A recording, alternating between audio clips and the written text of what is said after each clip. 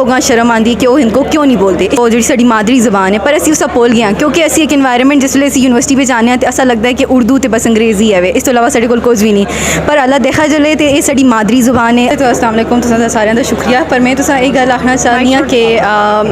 गल ये वे असल कि जिस जगह असी जुलने तो असी ये भुल बैठे कि असी कितों आए हैं तो यूनिवर्सिटी की इन्वायरमेंट है जी इत्थे दा माहौल है जै असी एक ग्रां इत्थे रहने मतलब कि किहड़ा ग्रां है? मैं आप सलाडा तो हाँ तो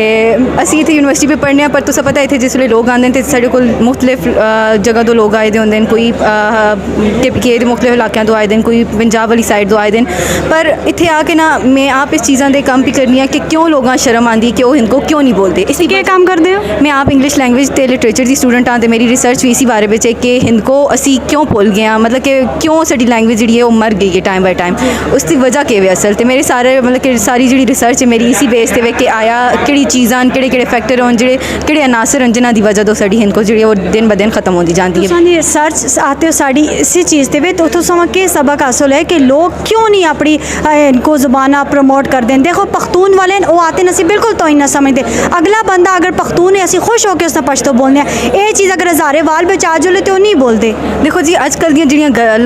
साड़ियाँ ज़बानां इनको जी साड़ी मादरी ज़बान है पर असी उसका भुल गए क्योंकि असी एक इन्वायरमेंट जिसले असी यूनिवर्सिटी में जाने तो ऐसा लगता है कि उर्दू तो बस अंग्रेजी है इस तो इलावा साढ़े कोल कुछ भी नहीं पर अल्लाह देखा चले तो ये साड़ी मादरी ज़बान है असी इत्थे पैदा होए हैं इत्थे बड़े होए हैं साड़ी माई ज़मीन है पर असी फिर भी इन्हां चीज़ां भुल गए तो असल वजह इसकी यही है कि ऐसा लगता है कि ये जाए लोगों की ज़बान है जो बोलते हैं वो अच्छे तरीके नाल नहीं बोलते उन्हें मतलब कि